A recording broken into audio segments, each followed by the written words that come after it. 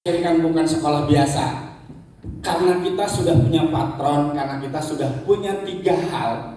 Yang 3 hal itu sudah final, yang 3 hal itu sudah menjadi satu konsekuensi yang harus dijalankan.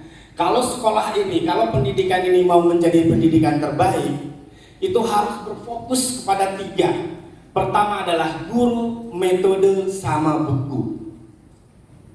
Guru, metode, sama buku, dan Bang Ledo menaruh guru itu lebih dari 80%, bahkan di 90%. Jadi teman-teman semua, kalau teman-teman mau berinvestasi terhebat, mau teman-teman melahirkan organisasi keren, kalau teman-teman mau melahirkan sebuah sekolah yang keren, berinvestasilah untuk guru-guru kita.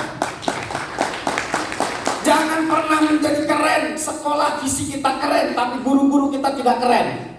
Karena pendidikan yang hebat itu dilahirkan oleh guru-guru hebat. Jangan lupakan itu. Guru-guru adalah aset terbesar, aset istimewa untuk kita bisa melahirkan sebuah pendidikan hebat. Jangan lupakan itu yang pertama.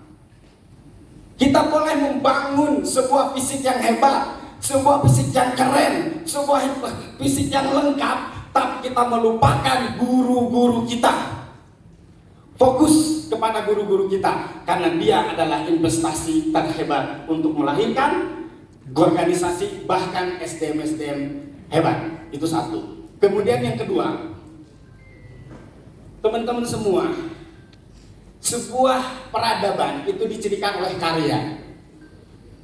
Salah satunya itu melahirkan karya, makanya sekolah alam 25 tahun berikutnya itu harus meluaskan dampak, berkarya. Saya sering sebutkan, contoh paling simpel, kita tahu cilok, tahu ya? Cilok itu pasti ada yang buat, pasti ada yang menemukan. Tidak mungkin sebuah karya itu lahir begitu saja, itu nggak mungkin. Pasti dia dilahirkan. Teman-teman tahu hari ini berapa orang, berapa ratus orang, berapa mungkin juta orang yang hidup gara-gara cilok. Tahu kalau dia muslim, pahalanya insya Allah ngalir. Maka buat sebuah karya walaupun itu kecil, bikinlah sebuah dampak walaupun itu kecil, karena lewat dampak itu disitulah pahala kita akan terus mengalir. Yang kedua, bikinlah sebuah karya walaupun kecil. Yang ketiga, sebuah organisasi itu hebat, mau sehebat apapun itu fisiknya, mau sehebat apapun itu alatnya, kalau leader yang mengorganisir si lembaga itu tidak hebat, saya pastikan organisasi ini akan menjadi organisasi hebat. Karena organisasi itu akan ditentukan oleh leader yang hebat.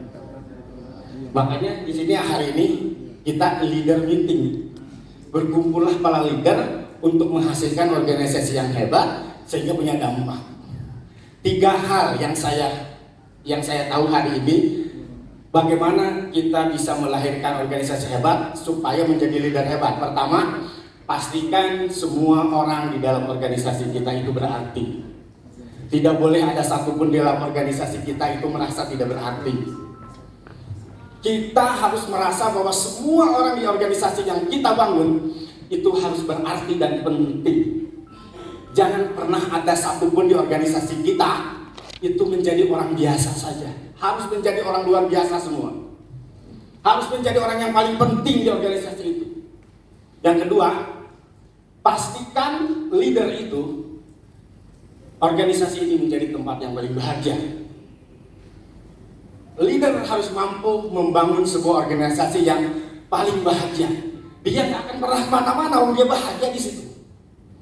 Pastikan itu untuk leader.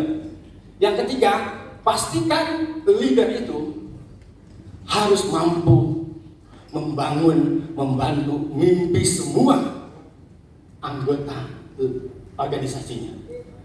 Wujudkan mimpi mereka, proses mimpi mereka. Karena mereka semua punya mimpi, teman-teman semua.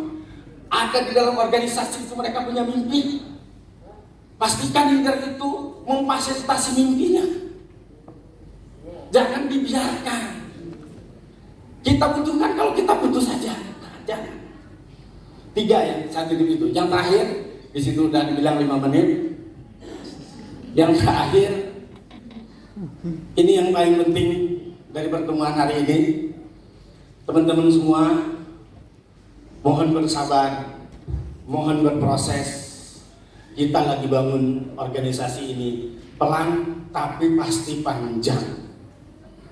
Pelan tapi panjang, ikuti prosesnya. Walaupun itu capek, walaupun itu lelah, walaupun itu tidak sesuai dengan akal kita hari ini, tapi ikuti prosesnya teman-teman. Pastikan kita percaya kepada teman-teman yang ada di organisasi pengurus besar DSAN yang hari ini dia lagi memproses, salah satunya adalah SAW. Saya yakin SAW itu ada yang masih belum menerima, ada yang sudah on, bahkan ada yang sudah berproses. Tapi saya meminta ikuti prosesnya. Ini sebuah organisasi yang pasti tidak punya mimpi yang sama. Tapi kita akan hebat, kita akan keren, kita akan memenangkan sebuah pertarungan kata Pak Husan tadi kalau kita berada dalam organisasi yang keren. Apa itu keren? Bersamaan. Tadi Pak Husan bilang jadi senyawa dan lain sebagainya. Kalau bahasa Qurannya dalam barisan yang teratur dan kokoh. Nggak mungkin membangun sebuah barisan yang teratur dan kokoh itu kalau di dalamnya tidak ada perbedaan. Yang terakhir saya pesan itu, ikutin prosesnya, bersabar. Karena lewat sabar itulah, kalau bahasa saya 2, bersabar dan perbaiki sholat kita. Bersabar dan perbaiki sholat kita. Bersabar dan perbaiki sholat kita. Bersabar dan perbaiki sholat kita. Karena itu sesungguhnya jalannya Allah sudah kasih kepada kita semua. Terima kasih teman-teman semua. Mohon maaf kalau ada kata-kata yang tidak pas.